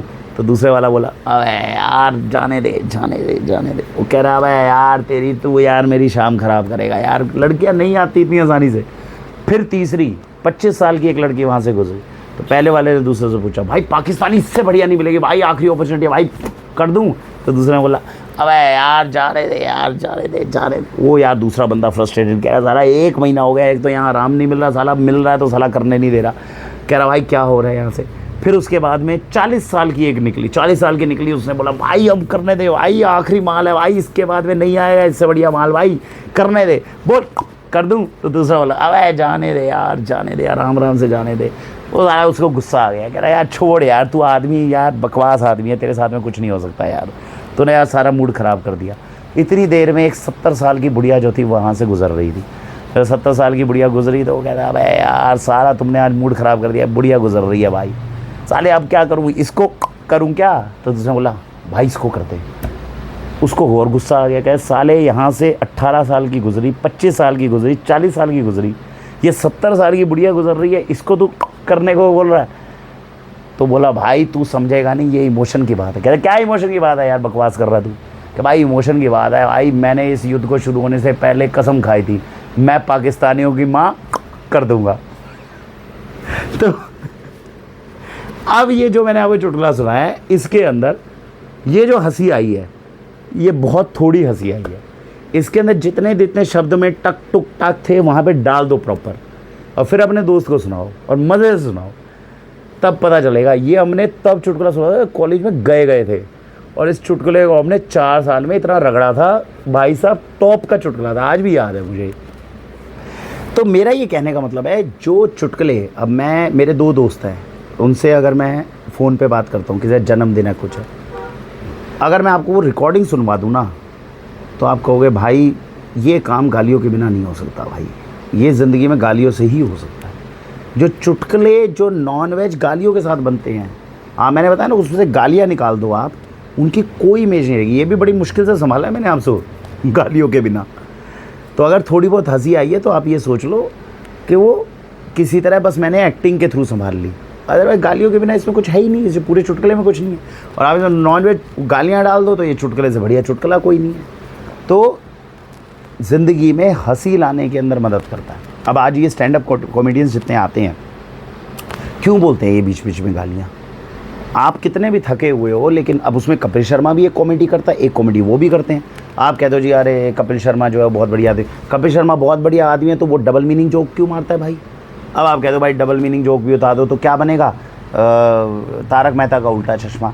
तारक मेहता का उल्टा चश्मा जो एपिसोड है भाई, वो हम नहीं देख पाएंगे। आप सोच रहे हो, वो बच्चे देख लेंगे, महिला देख लेगी घर के, वो समझ लेंगे, हमें नहीं समझ में आते भाई वो। तो हर एक व्यक्ति का एक लेवल होता है, उस लेवल से नीचे नहीं जा सकते वो। हम कपिल शर्मा को सहन कर सकते हैं, ये जो स्टैंड अप कॉमेडियंस आते हैं माँ बहन की गाली वाले, ये समझ सकते हैं। ऐसा थोड़ी है कोई दुराचारी, कोई हम ऐसे लोग हैं भाई दुनिया के अंदर, हमें रहने का हक नहीं है। लेकिन भाई हम तारक मेहता का उल्टा चश्मा नहीं सहन कर सकते भाई, इतनी धीरे वाली कॉमेडी नहीं समझ में आएगी अपने को। इंटरेस्ट है तो आप उस सेगमेंट को कैसे छोड़ सकते हो? जबकि कपिल शर्मा जो है और तारक मेहता का उल्टा चश्मा दोनों का है मामला, लेकिन वो जो है वो बच्चों के लिए, परिवार के लिए वो एक एपिसोड बना हुआ है, वो हमारे जैसे लोगों के लिए नहीं बना हुआ। हम इतनी देर में कॉमेडी में बोर हो जाएंगे उसमें, भाई क्या देखें, इतना टाइम कौन वेस्ट करेगा, जल्दी करो डिलीवर। तो ये चुटकुलों के अंदर जो है इसकी बहुत महिमा है गालियों की। तो मैंने आपको क्या बताया, गालियाँ लड़ाई में मदद करती है, डिप्रेशन नहीं आने देती है ना। शरीर में दर्द हो रहा हो, शरीर में दर्द हो, घाव लग जाए यहाँ पे, और घाव लग जाए और आप माँ बहन की गालियाँ दे रहे हो, तो वो शरीर के अंदर खून के रवे को बना के रखेगी। बिना गालियों के आपको पता नहीं कौन सी शब्दावली, नई लैंग्वेज सीखनी पड़ेगी उस खून को पूरा करने में। डर ना लगे आपको, आप अंधेरे में चल रहे हो। आप समझो, अभी अभी मैंने आपको जो है डिलीवर करके दिखा, तेरी पैण का, ये अपने आप में पंजाबी जो है, सिख जो है, क्यों देते हैं गाली? अरे जोश आता है वो। उसके बाद में क्या बताया मैंने आपको कि लव के अंदर इसकी इंपॉर्टेंस क्या है, प्यार में गालियों की इंपॉर्टेंस क्या है, फिज़िकल इंटीमेसी में गालियों की क्या इंपॉर्टेंस है, पत्नी के साथ में जो मेरा अपना है उसको अपना बताने के अंदर कितनी इंपॉर्टेंस है, मेरा दोस्त जो मैं, मेरा जिगरी यार जो है, अगर मैं गालियाँ नहीं दूंगा भाई वो 10 मिनट बैठ के चला जाएगा, वो कर लो ठुलठुली बजाते रहो, नहीं काम आएगा कभी ज़िंदगी में। तो वहाँ नहीं है वो बात, समझ रहे हो? कितनी सारी चीज़ें हैं जो केवल गालियाँ और अपशब्द देने से मेरी बची हुई है। तो भाई हम तो इसको देने में गर्व महसूस करेंगे। अब दुनिया इसमें कुछ भी बोलती रहे, हमारे लिए तो बढ़िया है, और हम गर्व महसूस करें, हम बच्चों को भी सिखाएंगे। तो ये वीडियो मैं इसलिए बना रहा हूँ, जब मेरे बच्चे 8-10 साल के हो जाएंगे तब उन्हें दिखाऊंगा। मैं कहूँगा भैया इसको शस्त्र की तरह उपयोग करो। हाँ, ऐसा नहीं होना चाहिए कि आप गालियों के बिना बात ही नहीं कर पा रहे, ठीक है ना? ये हर चीज़ में होता है। इसी से आता है दूसरा दुर्गुण जो हमारे अंदर है, हम शराब पीते हैं। अब शराब पीते हैं तो कितनी पीते हो शराब वरुण जी? तो भाई जब हम पीते हैं तो 3 महीने में एक बार पियेंगे तो लगातार 4 दिन भी पी लेंगे, और नहीं तो हम 6 महीने भी लगातार नहीं पीते। अब मेरे को पिछली बार ड्रिंक किए हुए अच्छा खासा टाइम हो गया है ना, तो वो भी 1-2 दोस्त आए हुए थे तो पी रहे थे, नहीं तो नहीं। अब शराब पीने के रीज़न क्या है? शराब पीने की महिमा मैं आपको बताऊं, शराब पीनी क्यों ज़रूरी है, क्यों अच्छी है? ऐसे ही नहीं है, मैं सिगरेट नहीं पीता, मैं ड्रग्स नहीं लेता, मैं कोई और गलत काम नहीं करता, लड़कियों के साथ आवारागर्दी नहीं करता, है ना। गलत ऐसे विचार लेकर आना जो देशद्रोह की तरफ जाए, दुनिया से बेईमानी करना हो, ये नहीं करना। और फिर मैं क्या बोलता हूँ, बड़ा सुखी हूँ, और मैं तो समाज के सबसे उत्कृष्ट लोगों में खुद को गिनता हूँ कि बहुत बढ़िया आदमी हूँ। लेकिन मुझे चीज़ें छुपाने की ज़रूरत नहीं है ना भाई, क्योंकि जो ये चीज़ सीखी है वो सीखी है भाई, है मेरे लिए वो मददगार है, तो मैं कैसे गलत मान लूँ? मैं नॉन वेज नहीं खाता, कोई बंदा नॉन वेज खिला दे, क्योंकि मेरे पास तर्क है भाई, ये नॉन वेज खाने से मेरे ज़्यादा, आप बोल दो नॉन वेज खाना या शराब पीना, दोनों में से क्या चीज़ गलत है? मैं नॉन वेज हटा दूंगा, अंडा हटा दूंगा। अंडा खाना और शराब पीने के अंदर अंडे खाने को मैं बुरा मानता हूँ। सिगरेट पीना और शराब पीने में मैं सिगरेट पीने को बुरा मानता हूँ, तो शराब को बुरा नहीं मानता। तो शराब के क्या क्या फ़ायदे हैं? शराब क्यों पी जाती है? पहली बात, आप पूरा दिन सुबह से शाम तक थक जाओ, इसीलिए आर्मी के अंदर भी शराब को अलाउड किया गया है। आर्मी में जितने जवान हैं उनको शराब पीनी बताई जाती है, सिखाई जाती है। शराब आपके शरीर की थकावट को दूर कर सकती है, पहली बात। बहुत ज़्यादा गर्मी का मौसम है, आप सुबह से शाम तक कुछ मत खाओ, भूख लगी हुई है, प्यास लगी हुई है, तड़प रहे हो आप, उसके बाद में अगर व्यक्ति, मेरा इतना बुरा हाल था, मैं सोमवार का व्रत रखता था सुबह से शाम तक का निर्जला, और जब उसको खोलते थे हम रात को, हर हर महादेव जय हो, हमने हमेशा भैरव बाबा को पहले शराब, ये हमारी आदत होती है शराबी होगी, आराम से शराब लेंगे, पहले भैरव बाबा का चढ़ाएंगे, जय हो भैरव बाबा स्वीकार करो, हर हर महादेव, और फिर उसके बाद में बर्फ़ डली हुई शराब, पूरे दिन का निर्जल व्रत कर लो। अब तुम्हें वो फील आती है कि नहीं आती, भाई मुझे नहीं पता तुमने अपनी ज़िंदगी कैसे जी है।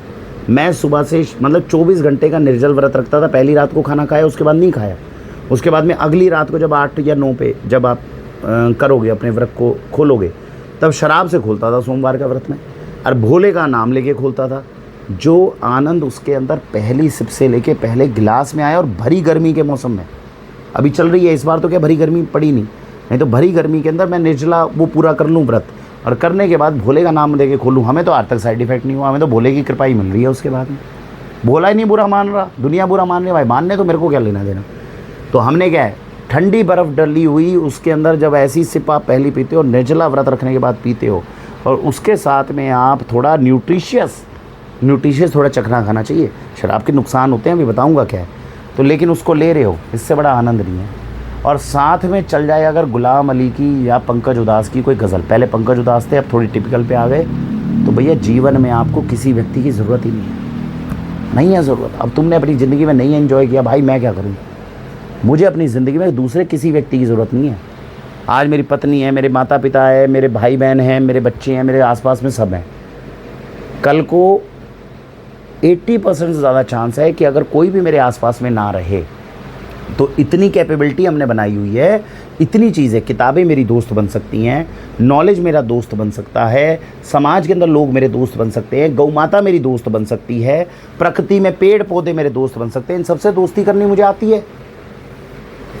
और उसके अंदर शराब एक दिन के लिए मेरी दोस्त बन सकती है, हर रोज़ के लिए नहीं बनेगी। ऑफकोर्स शरीर के ऊपर इफेक्ट होता है ना, शराब का नुकसान जो है वो मैं बता दूंगा अभी आपको, पहले मैं बेनिफिट की बात कर लूँ, है ना।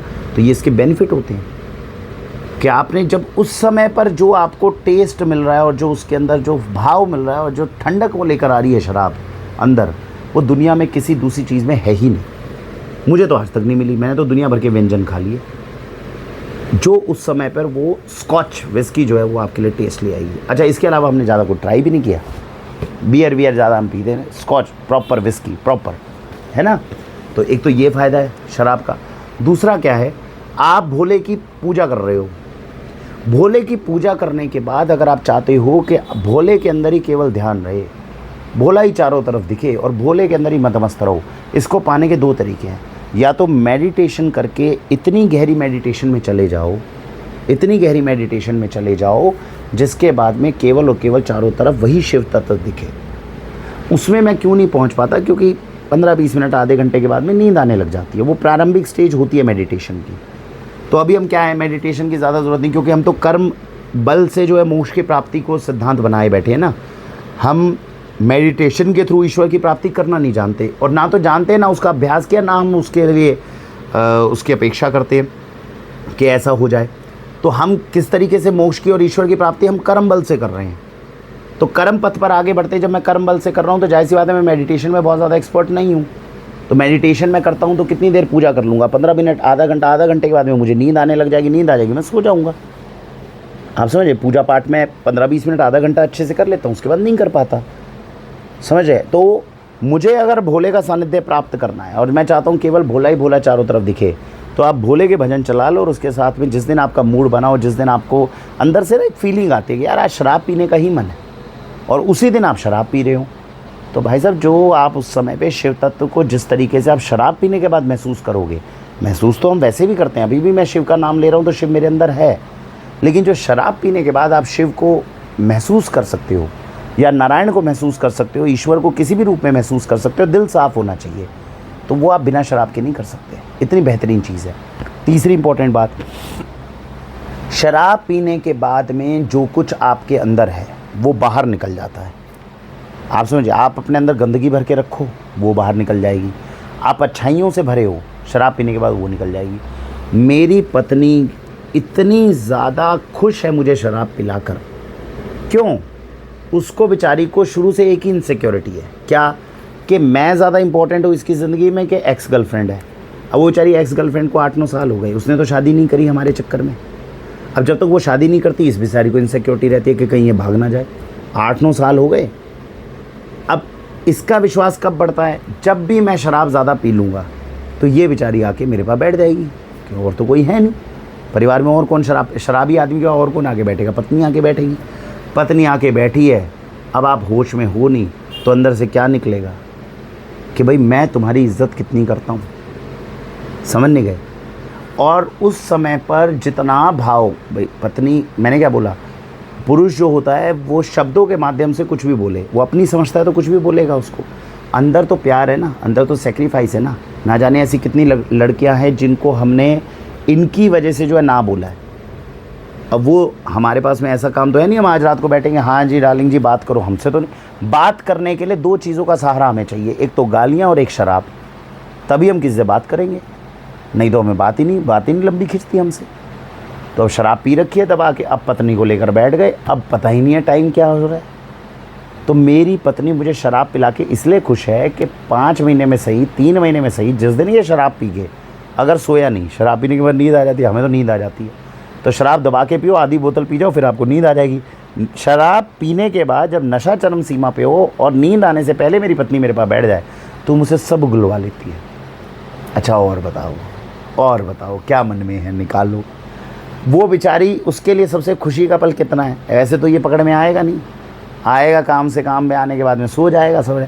वो पत्नी के लिए सोचो कितना बड़ा सौभाग्य का विषय है जो शराबी आदमी से जो है बात करके सब सच उससे निकाल रही है। और मेरा इतना बुरा हाल है, मैं बड़ी बड़ी पार्टीज़ में जाता हूँ अपने मित्रों के साथ में जहाँ पर भी शराब पीते, क्योंकि हमें जाना किस लिए, हम मर्द लोग जो होते हैं ना, जितने आदमी लोग होते हैं, वो किसी भी पार्टी में, किसी भी शादी में, किसी की शादी हो रही हो, हमें कोई फ़र्क नहीं पड़ता। हमें ना तो दुल्हन का नाम याद होता है, ना हमें दूल्हे का नाम याद होता है, ना उनके बच्चों का नाम याद होने की ज़रूरत है, ना हमसे कोई अपेक्षा रखता है कि इन्हें कुछ याद होगा। दुनिया का हर मर्द ये जानता है कि जब वो बंदा जा रहा है तो या तो खाना खाने के लिए जा रहा है, और 99% केस में उसको शराब चाहिए। तुम हमें शराब दे दो, थोड़ा सा चखना दे दो, ना तो दुनिया में हमें किसी से मतलब, ना दुनिया में किसी को हमसे मतलब। और हम सारे 99% मर्द एक कैटेगरी में। अब कोई घर में बर्तन ही मांजता हो तो भाई क्या करें? ढंग के जितने भी बंदे हैं भाई वो इसी क्लास के हैं। हमें हमारा ग्रुप ही नहीं एक्सेप्ट करेगा अगर हम शराब नहीं ढंग से पियेंगे तो भाई। अब वो अलग बात है, वो शराब के साथ सिगरेट भी पीते हैं, हम उन्हें मना करते हैं सिगरेट छोड़ यार, क्या बताओ, तुम बनाओ यार, तुम बनाओ। वो भी रिस्पेक्ट करते हैं, ठीक है यार, बंदे को मामला है। तो ये चीज़ें, तो शराब के ये सारे फ़ायदे हैं। अब मुझे फ़ायदे मिल रहे हैं तो भाई मैं शराब पीने के बाद, चौथा फ़ायदा बता रहा हूँ, शराब पीने के बाद you can speak in English in a excellent way. ऐसे नहीं अमिताभ बच्चन बोल के गए। शराब पिला दो, आप जिस लैंग्वेज के अंदर बोलना चाहोगे वो लैंग्वेज बोलनी आपके लिए आसान हो जाएगी। पता नहीं दिमाग का कौन सा ट्रांसमीटर ऑन होता है। सबसे खतरनाक बात, शराब पीने के बाद जो मैं शायरी मारता हूँ वो खतरनाक है। वो शायरी आसानी से नहीं आती। फोकस बढ़ जाता है आपका, फोकस बढ़ जाता है आपका। दुनिया का फोकस ख़राब होता है, शराब पीने के बाद हमारा फोकस बढ़ जाता है। कैटेगरिकली बोलते हैं, बहुत बढ़िया बोलते हैं हम, उसके बाद में ज़बरदस्त बोलते हैं हम। शराब पीने के बाद में पांचवा फ़ायदा बता रहा हूँ, दर्शन शास्त्र जो है वो सबसे ज़्यादा समझ में आएगा। फ़िलॉसफ़ी को अगर आप समझना चाहते हो तो आपको फोकस बनाने में कम से कम 15-20 मिनट, आधा घंटा लग जाएगा। शराब पीने के बाद में, मेरे लिए मैं बता रहा हूँ, अगर मैं शराब पी के ये वीडियो बना दूँ, आप इतने बड़े फ़ैन हो जाओगे। जो वीडियो आपको ये अच्छी लग रही है उससे कई गुना ज़्यादा लगेगी। भाई तू कहाँ गया है, आप आ जाओ मेरे साथ में। जिस दिन हमारा मूड हो उस दिन आराम से बैठ के एक एक बोतल लेकर बैठना। और आपने भी शराब पी ली और मैंने भी पी ली। अभी एक मीटिंग वो हुई हमारी, मेरी बहन है, बड़ी बहन, उनकी 25वीं सालगिरह, उनकी बिटिया जो है वो हो गई जी 20-21 साल की। तो अब हम गए। आजकल तो हर कोई पीता है शराब। तो हुआ क्या, मेरी जो भतीजी है, तो सॉरी भांजी है जो है ना, तो जो भांजी है वो भी शराब पिए बैठी है, 21 साल की। मेरी उम्र 40 साल, मैं भी शराब पी के बैठा हूँ। तो वो भी मुझे फेसबुक पे फॉलो करती है, मैं भी करता हूँ, और आपस में बॉन्डिंग जो बहुत बढ़िया है। अब वो बेचारी भांजी जो है वो आके मेरे पास बैठ गई, मैं भी बैठा हूँ जी। हम दोनों शराब पी ली, जब दबा के पी ली। अब वो कह रही है मामू मामू मामू, मैं ही कह रहा हूँ हाँ बिटिया, हाँ बिटिया, हाँ बिटिया। और हम उसको फ़िलॉसफ़ी समझा रहे हैं। फ़िलॉसफ़ी में उसका कोई इंटरेस्ट नहीं, उसको कोई इंटरेस्ट नहीं है फ़िलॉसफ़ी में। लेकिन वो सुने जा रही है और समझे जा रही है। और दोनों इतने भंड हुए पड़े हैं कि तीसरा बंदा आ रहा है कि भाई तुम खाना खाने चलो, हमें यही नहीं होश है कि हमें खाना भी खाना। 1.5 घंटा सारी दुनिया जो है वो हम दोनों की बकवास सुन रही है, जो थोड़े बहुत होश में थे, बाकी तो सारे के सारे भंड हुए पड़े थे। तो आप सोचो कि मैं 1.5 घंटा जो है उस बच्ची के साथ उसको गाइड करने के लिए बैठा हुआ हूँ, शराब पी के गाइड कर रहा हूँ, बिना शराब पिए 1.5 घंटा उस बच्ची को गाइड करने के लिए मेरे पास कोई शब्द नहीं है। कर रहे हैं, एन्जॉयमेंट है भाई, एन्जॉयमेंट है। उसके बाद 1 घंटा मैंने अपनी पत्नी के साथ लगाया, 1.5 घंटा तो उस बच्ची के साथ लगाया, 1 घंटा मैंने अपनी पत्नी के साथ लगाया। मेरी पत्नी खुश, भाई 1 घंटा मिल गया इस बंदे का, बताओ और क्या चाहिए। ये तुम कह रहे हो यार शराब बुरी चीज़ है, हमें शराब से परमात्मा मिल रहे हैं, तुम कह रहे हो शराब बुरी चीज़ है। भाई तुम्हारे लिए होगी, मेरे लिए तो अमृत है, मैं तो एंजॉय कर रहा हूँ, मज़े कर रहा हूँ। अच्छा शराब के साइड इफेक्ट अब आप कहोगे यार प्रमोट हो गए, भाई बच्चे कल को पीने लग जाए। पियो शराब, जितने कारण मैंने बताया उसके लिए किन चीज़ों का ध्यान रखना है। रात को अगर शराब पिए तो अगले दिन व्रत पे चले जाओ, क्योंकि शराब पीने के बाद बॉडी में टॉक्सिन्स तो होंगे, है ना, टॉक्सिन्स प्रोड्यूस होते हैं, अगले दिन व्रत पे जाके उसको न्यूट्रलाइज करना होता है, पहली बात। दूसरी बात, शराब बहुत ज़्यादा पीने का मन है तो सुबह से शाम तक कुछ मत खाओ। अब आप कहोगे ये तो और ज़्यादा चढ़ती है, यही तो है कि और ज़्यादा चढ़ेगी तो कम पियोगे ना भाई, ठीक है। तो सुबह से शाम तक मत पियो, ढंग से चढ़ा लो, कोई दिक्कत नहीं है, तो वो चीज़ हो जाती है शराब से। तीसरी इंपॉर्टेंट चीज़ क्या होती है शराब के साथ में, कि हर रोज़ पीने की आदत नहीं होनी चाहिए। ऐसा नहीं है भाई शराब खोले बिना हमारा तो मन ही नहीं बनेगा, इसका मतलब क्या है, आप डिपेंडेंट हो गए हो शराब, समझ नहीं गए। शराब आपके हाथ की कठपुतली होनी चाहिए, जब आप चाहो तो उसको ग्रहण करो, जब आप चाहो नहीं ग्रहण करो, इसका अभ्यास होना चाहिए। Don't get dependent on it, तो फिर अच्छी चीज़ है ना, तब फिर पियो अच्छे से। मैं पीता हूँ, बढ़िया एंजॉय करते हैं। वो राजस्थान के नाहरगढ़ के किले के ऊपर मस्त पी के हमने जो महादेव की प्रशंसा में गीत गाया है, भाई हमारे महादेव तो प्रसन्न है, आप लोग प्रसन्न हो ना हो फ़र्क नहीं पड़ता। हमने तो आराम से 1 क्वार्टर से आधी बोतल पीकर भोलेनाथ का गीत जो है वो नाहरगढ़ पे गाया। हमें तो हमेशा गर्व रहेगा इसके ऊपर। क्या किले की ऊंचाई पे सारा जयपुर दिख रहा है और आप भोले की मस्ती में गा रहे हो। जिनको नहीं समझ में आ रहा नहीं आया भाई, हमें तो मज़ा आ रहा है, तो ये चीज़ आ रही है, ये हुई दूसरा अवगुण। और तीसरी गलती मैंने तीसरी कमी अपने अंदर क्या बताई, एरोगेंस, घमंड। तो एरोगेंस और घमंड के फ़ायदे क्या है, नुकसान क्या है, वो नुकसान तो आप सबको पता ही होंगे। नुकसान ये हो जाता है कि कई बार ओवर कॉन्फिडेंस हो जाए अपने ऊपर। वो ओवर कॉन्फिडेंस ना हो, इसीलिए ईश्वर को अपने साथ रखने की आवश्यकता है, धर्म और अधर्म का ज्ञान करने की आवश्यकता है, मर्यादा की रेखा खींचने की आवश्यकता है। अगर हम उस मर्यादा की रेखा को नहीं तोड़ते हैं तो घमंड वो आपको सारे बेनिफिट्स दिलवाएगा जो रावण के पास बेनिफिट्स थे। रावण के पास में सिर्फ एक ही गलती थी कि वो धर्म अधर्म के बीच की रेखा को भूलकर उन्होंने ये प्रिंसिपल बना लिया था, मैं जो करूँगा वो धर्म हो जाएगा, जो कि धर्म की परिभाषा नहीं है। अदरवाइज़ देखा जाए तो रावण के पास जितनी चीज़ें उन्होंने प्राप्त करी थी वो श्री राम से कई गुना ज़्यादा थी। पावर आपके पास श्री राम से ज़्यादा है, आप समझो, संपत्ति आपके पास श्री राम से ज़्यादा है, ज्ञान आपके पास श्री राम से ज़्यादा है, वीणा जो बजाते हैं वो आपके पास श्री राम से ज़्यादा है, धनुर्विद्या के अंदर भी कोई कम नहीं हो, आप बिल्कुल टक्कर पे हो श्री राम के, बात नहीं समझ रहे। तो रावण ने श्री राम से ज़्यादा हर चीज़ थी, एक ही चीज़ थी जो रावण के पास कम थी श्री राम के मुकाबले, वो था अपना चरित्र, वो था धर्म और अधर्म का ज्ञान। ज्ञान भी था रावण के पास, लेकिन उन्होंने उसका अनुपालन नहीं किया। अदरवाइज़ रावण और राम के युद्ध में रावण को परास्त करना बड़ा मुश्किल है। तो हम क्या चाहते हैं कि श्री राम जैसा चरित्र बिल्ड हो और रावण जैसी शक्तियाँ प्राप्त हो, तभी तो आप अजय बनोगे। श्री राम बहुत शक्तिशाली थे, श्री राम बहुत ताकतवर थे, सब कुछ थे, बढ़िया थे, लेकिन रावण को परास्त करने के लिए उनको हनुमान जी की जैसे अजय योद्धा, है ना, ऐसे ऐसे वीरों की ज़रूरत पड़ रही है। रावण तो अकेला ही बहुत खतरनाक था। दम्भी, एरोगेंट होने से आप इतनी जल्दी डिप्रेशन में नहीं आते हो, आप अपने साथ कैरी करके चलते हो, आप अपना, है ना, वो क्या बोला, मैं बचपन में जैसे रामायण देखते थे तो क्या बोलते थे, इस लाइन को बोल के मैं अपने आप को मोटिवेट करता था, क्या, रावण एकम अस्ति न भूतो न भविष्यति, है कि नहीं, अहम एको अस्ति, अहम एको अस्मि, न भूतो न भविष्यति। तो रावण की और रावण का शिव तांडव स्तोत्र जब आप गाते हो, आप श्री राम की स्तुति गा लो, अच्छी है, मधुर है, बड़ी प्यारी है ना।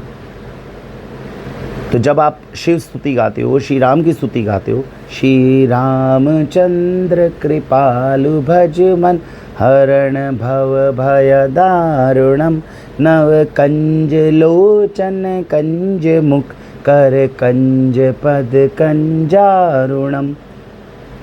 तो इसको दूसरी भाषा में भी अगर आप गाओगे, क्रोध के साथ गाओगे, तो वो श्री राम के चरित्र के साथ मैच ही नहीं हो पाएगा। श्री रामचंद्र कृपालु भज मन हरण भव भय दारुणम नव कंज लोचन कंज मुख कर कंज पद कंजारुणम। अब आप ये बोल रहे हो, सुनने में जिसको इसका अर्थ का ज्ञान नहीं है वो बात सही है, जिसको इसके शब्द का अर्थ का ज्ञान है और श्री राम की छवि को धारण किए हुए है, उसकी ये प्रार्थना स्वीकार होनी बड़ी मुश्किल है। श्री राम स्वीकार ही नहीं कर पाएंगे। शब्दों में, सुर में जो ताल है, जो भाव है, उसमें बहुत मैटर करता है। अब आप आ जाओ श्री तांडव स्तोत्र पे जो रावण ने गाया है। जटाटवी गलज्जल प्रवाह पावित स्थले गलेवलम्ब्य लम्बितां भुजंग तुंग मालिकां डमड्डमड्डमड्डमन् निनाद वड्डमरवयं चकार चंड तांडवम तनोतु न शिवा शिवम। बहुत सुंदर गाया। उसी के लिए सुंदर है जिसको इसके शब्द का अर्थ नहीं पता और जिसको इसका भाव नहीं पता। हाँ समझो, आप डमट डमट डमट डमरू की आवाज़ बोल रहे हो, डमट डमट डमट डमट, ऐसी हो सकती है क्या? कैसे होती है? डमट डमट डमट डमट, ये है डमरू की आवाज़। तो इसलिए रावण ने कैसे गाया? जटाटवी गलज्जल प्रवाह पावितस्थले गलेव लंबे लंबिताम भुजंग तुंग मालिकाम टमट टमट डमट डमन निनाद वड्डमरवयम चकार चंड तांडवम तनोतु न शिवा शिवम। पुष्प भी चढ़ा रहा है तो कैसे चढ़ा रहा है? ये घमंड नहीं है, ये घमंड तो है अपने साथ, आप समझ रहे हो? चढ़ाने पुष्प कैसे? ऐसे। रावण कैसे देखा है ना हमने रामायण में? तनोतु न शिवा शिवम, ओम। अब नमस्कार भी कर रहा है, ओम, सिर भी झुका रहा है, ऐसे। ये दोनों में बहुत अंतर है। और श्री राम कैसे करते हैं? ऐसे। दोनों में बॉडी लैंग्वेज का बहुत अंतर है, बहुत अंतर है।